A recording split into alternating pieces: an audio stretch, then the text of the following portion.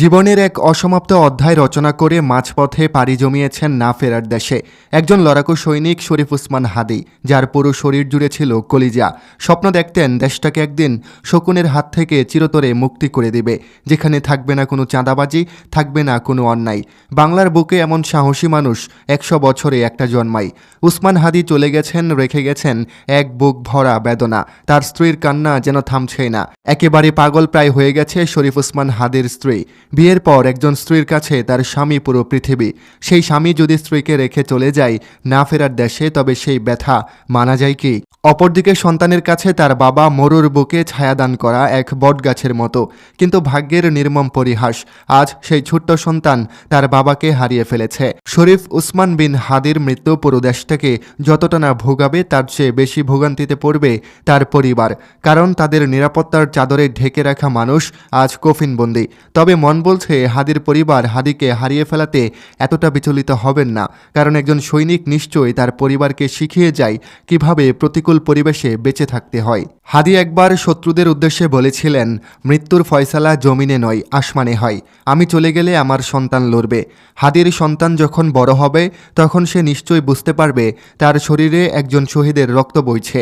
অন্যদিকে হাদির স্ত্রীর কথাই ধরুন, হাদির গুলি লাগা থেকে শুরু করে মৃত্যু পর্যন্ত তাকে ক্যামেরার সামনে দেখাই যাচ্ছে না। কারণ হাদির স্ত্রী জানেন দুনিয়া ক্ষণস্থায়ী। তিনি পর্দা বরখেলাপ করে ক্যামেরার সামনে আসতে চান না।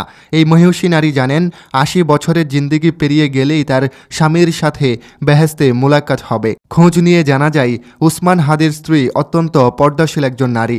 তিনি যে কোনো অবস্থাতেই তার পর্দা নষ্ট করবেন না। এই কারণে তিনি কখনো ক্যামেরার সামনে আসেনি। একই কারণে উসমান হাদির আম্মাকেও কেউ কখনো ক্যামেরার সামনে দেখেনি। হাদির পরিবার একটি আলিম পরিবার হিসেবে এলাকায় সুপরিচিত। কুরআন হাদিসের শিক্ষা, নৈতিকতা ও দ্বীনি আদর্শে গড়ে ওঠা এই পরিবারে প্রায় সবাই আলেম। হাদির বড় ভাই মাওলানা আবু বকর সিদ্দিক বরিশাল গুটিয়ার ঐতিহ্যবাহী শরফুদ্দিন আহমেদ সেন্টু প্রতিষ্ঠিত জামে মসজিদের ইমাম ও খতিব। তার মেঝো ভাই উমর ফারুক ঢাকায় ব্যবসা করেন। উসমান হাদির 3 বোনের মধ্যে বড় বোনের স্বামী নলসিটি ফুলহরি আব্দুল আজিজ দাখিল মাদ্রাসার সুপার এবং বাইপাস সড়কে আশরাফ আলী হাওলাদার জামে মসজিদের ইমাম মাওলানা আমির হোসেন। মেজো বোনের স্বামী মাওলানা আমিরুল ইসলাম ঢাকায় ব্যবসা করেন। আর ছোট বোনের স্বামী নলছ ইসলামিয়া ফাজিল মাদ্রাসার শিক্ষক মাওলানা মনির হোসেন। হাদির গ্রামের বাড়ি জালুকাঠি জেলার নকছড়িটি উপজেলার খাসমহল এলাকায়। তার বাবা ছিলেন প্রয়াত মাদ্রাসার শিক্ষক মাওলানা আব্দুল হাদি। 3 ভাই এবং 3 বোনের মধ্যে উসমান বিন হাদি সবার ছোট। ইসলামী শিক্ষায় তাদের জীবনের মূল পথ নির্দেশক। কোরআন সুন্নাহর আলোকে জীবন পরিচালনা এবং সমাজে ন্যায়, সততা ও মানবিক মূল্যবোধ প্রতিষ্ঠায় তাদের জীবনের মূল লক্ষ্য।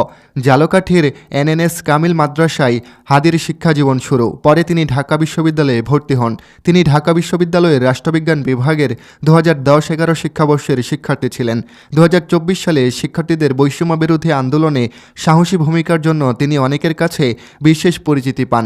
এরপর টকশো ছাড়াও ইনকিলাব মঞ্চের পক্ষ থেকে বিভিন্ন সভা সমাবেশে ঝাঁঝালো বক্তব্যে তিনি অনেকের কাছে হয়ে ওঠেন অনন্য এক প্রতীক। জীবন সংগ্রামে টিকে থাকার লড়াইয়ে একসময় তিনি প্রাইভেটও পড়াতেন। পরে তিনি বিভিন্ন কোচিং সেন্টারেও শিক্ষকতা করেছেন। ইউনিভার্সিটি অফ স্কলার্স নামে একটি বেসরকারি বিশ্ববিদ্যালয়ে উসমান বিন হাদি শিক্ষকতা করেছিলেন। তিনি বরিশালের রহমতপুরে বিয়ে করেন। তার 1.5 বছরের একটি পুত্র সন্তান রয়েছে। হাদির বোন জামাই মনির হোসেন বলেন, উসমান হাদি এমন একজন ব্যক্তি যার পা থেকে মাথা পর্যন্ত সম্পূর্ণটা দেশপ্রেম। ও শাহবাগের মুড়ে যা বলে পরিবারের সদস্যদের সাথে একই কথা বলে। বাংলাদেশের স্বচ্ছ মানুষের রাজনীতি কেউ গ্রহণ করে না। এমন মন্তব্যে হাদি নিরুৎসাহিত হতেন। তুলে ধরে বলেন, ও বলতো কারো না কারো শুরু করতে হবে, সেই থেকে শুরু করা। আমরা জানতাম এ ধরনের ঘটনা ঘটতে পারে। সে ফ্যাসিবাদী বিরোধী, বাংলাদেশের সকল অনিয়মের বিরুদ্ধে। হাদি বলতো, আমি শুরু করব, আমি হয়তো থাকবো না, আমার দেখা দেখি হাজার হাজার হাদির জন্ম হবে। উসমান হাদি ঠিক কোথায় অনন্য? এ প্রশ্নের উত্তর যদি সংক্ষেপে বলি তাহলে বলবো, অনেকে ভালো লেখে তবে ভালো বলে না, আবার অনেকে ভালো বলে তবে ভালো লিখতে পারে না। অনেকে বলেও ভালো, আবার লিখেও ভালো, তবে সাংস্কৃতিক ও বুদ্ধিভিত্তিক বোঝাপড়া এত গভীর ও বিস্তৃত না। কিন্তু হাদি ভাইয়ের মধ্যে আল্লাহ তাআলা 3টি গুণই একসাথে দিয়েছিলেন। তার মৃত্যু বাংলাদেশের জন্য এক অপূরণীয় ক্ষতি হয়ে থাকবে। এই ভূমিতে দ্বিতীয় একজন হাদি আবার কত যুগ পরে জন্ম নেবে আমরা কেউই জানি না। এখন করণীয় হলো যে আদর্শের কারণে তাকে জীবন দিতে হলো সেই ভারতীয় আধিপত্যবাদ এবং স্বৈরাচারকে এদেশে মাথা তুলে দাঁড়ানোর সকল পথকে রুদ্ধ করার জন্য যা যা করা দরকার সব কিছু করতে হবে। আল্লাহ তার রক্তকে কবুল করে নিন। তার রক্তের বিনিময়ে এদেশের এমন একটা প্রজন্ম তৈরি করে দিন যারা নিজেদের সবটুকু দিয়ে এদেশের ভিনদেশী আধিপত্যকে রুখে দিতে সবসময় সচেষ্ট ও সোচ্চার থাকবে। তাকে আল্লাহ তাআলা জান্নাতের সর্বোচ্চ স্থান দান করুক। হাদির প্রতিবেশী সিরাজুল ইসলাম বলেন, হাদি ভাইয়ের পরিবারের সবাই আলেম। তার বাবা একজন মাদ্রাসার শিক্ষক ছিলেন। ইসলামিক শিক্ষায় তাদের জীবনের মূল পথ নির্দেশক। কুরআন সুন্নাহর আলোকে জীবন পরিচালনা এবং সমাজে সত্যতা ও ন্যায় ও মানবিক মূল্যবোধ প্রতিষ্ঠায় তাদের মূল লক্ষ্য। নলসিটির পৌর শহরের বাসিন্দা শাহাদত আলম ফকির বলেন, হাদি আমাদের নলসিটির সন্তান। 5 আগস্টের পর থেকে ও দেশের জন্য লড়াই শুরু করেছিল, ন্যায় ও ইনসাফ প্রতিষ্ঠায় কাজ করেছিল ও সকল দুর্নীতি অন্যায়ের বিরুদ্ধে সবসময় কথা বলেছে। ওর ওপর হামলা কোনোভাবেই মেনে নিতে পারছি না। আমরা হামলাকারীদের দ্রুত আইনের আওতায় আনার দাবি জানাচ্ছি। কথা হলো যে আধিপত্যের কারণে উসমান হাদির জীবন দিতে হলো, সেই আধিপত্য স্বৈরাচারকে কখনোই বাংলাদেশে ঠাঁই দেওয়া যাবে না এবং ভারতীয় আধিপত্যের বিরুদ্ধে সারা জীবনের যুদ্ধ ঘোষণা করতে হবে। আল্লাহ এই উসমান হাদি ভাইকে আপনি কবুল করে নিন। আপনি এই উসমান হাদি ভাইয়ের বদলে এমন একটা তরুণ প্রজন্ম জাগিয়ে দিন যে প্রজন্ম উসমান হাদির মতো সাহসী বীরে পরিণত হবে। এদিকে আর ঘণ্টা দেড়েকের মধ্যেই ইনকিলাব মঞ্চের মুখপাত্র শরীফ উসমান হাদির লাশ বহনকারী বিমান বাংলাদেশ এয়ারলাইন্সের ফ্লাইট ঢাকার হজরত শাহজালাল আন্তর্জাতিক বিমানবন্দরে এসে পৌঁছাবে।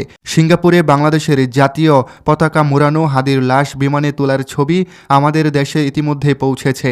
আগামীকাল মানিক মিয়া এভিনিউতে জোহর নামাজের পর জানাজা শেষে হাদিকে দাফন করা হবে। সিঙ্গাপুর থেকে বাংলাদেশে পৌঁছানোর পর উসমান হাদির লাশ ঢাকা বিশ্ববিদ্যালয়ের কেন্দ্রীয় মসজিদে নেওয়া হবে বলে জানিয়েছে ইনকিলাব মঞ্চ। আজ বেলা 2:30টার দিকে তাদের ফেসবুক পেজে দেওয়া একটি পোস্টে উসমান হাদির লাশ বিশ্ববিদ্যালয় পর্যন্ত পৌঁছানোর সময় বিক্ষোভকারীদের এয়ারপোর্ট থেকে শাহবাগগামী রাস্তার দুই পাশে সুশৃঙ্খলভাবে অবস্থান নেওয়ার আহ্বান জানানো হয়েছে। প্রিয় হাদি ভাই, আপনার থেকে আমার দূরত্ব অনেকটা। আপনাকে সামনাসামনি কখনোই দেখিনি, আপনার সাথে কথাও বলিনি, আপনার সাথে চলাফেরাও করিনি, আপনার সাথে আমার পরিচয় নেই। কিন্তু আপনার বক্তব্য শুনে, আপনার প্রতিবাদী কণ্ঠে গর্জন শুনে মনের ভেতর আপনার জন্য এতটা ভালোবাসা ঠাঁই করিয়ে নিয়েছিল যে ভালোবাসাটা আমি এতদিন বুঝতে পারিনি। আজকের এই দিনে আপনার জন্য আমার হৃদয়ে রক্তক্ষরণ হচ্ছে। কাঁদতে ইচ্ছে করছে, কাঁদতে পারছি না। আপনার বক্তব্যগুলো শুনলে বুকের ভেতর একটা কাঁপুনি দিয়ে উঠছে। প্রতিটা মুহূর্ত আপনাকে প্রচুর মিস করছি। আপনাকে ছাড়া এই দেশটা কে গড়ে তুলবে নতুন করে, সে চিন্তায় আমার বুকটা ভারী হয়ে যাচ্ছে। প্রতিটা মুহূর্তে আপনার কথাই মনে পড়ছে। একজন সাহসী মানুষ যে মাথা চড়া দিয়ে কেবল উঠছিল, সেই মানুষটাকে কীভাবে পারল ঘাতকরা শেষ করে দিতে। আপনার জন্য ভালোবাসা রইল, দোয়া ছাড়া আপনাকে দেওয়ার মতো কিছুই নেই। আপনার জন্য মন থেকে দোয়া করি, মহান আল্লাহ তাআলা যেন আপনাকে জান্নাতের সর্বোচ্চ স্থান দান করে, আপনি যেন জান্নাতবাসী হন। আপনাকে দেওয়ার মতো আমার কেবল এটাই আছে। আপনার জন্য অন্তরস্থল থেকে দোয়া। প্রিয় দর্শক, শেষ করছি আমাদের আজকের এই আয়োজন। দেখা হবে হয়তো পরবর্তী কোনো ভিডিওতে। ততক্ষণ আপনারা সবাই ভালো থাকুন, সুস্থ থাকুন।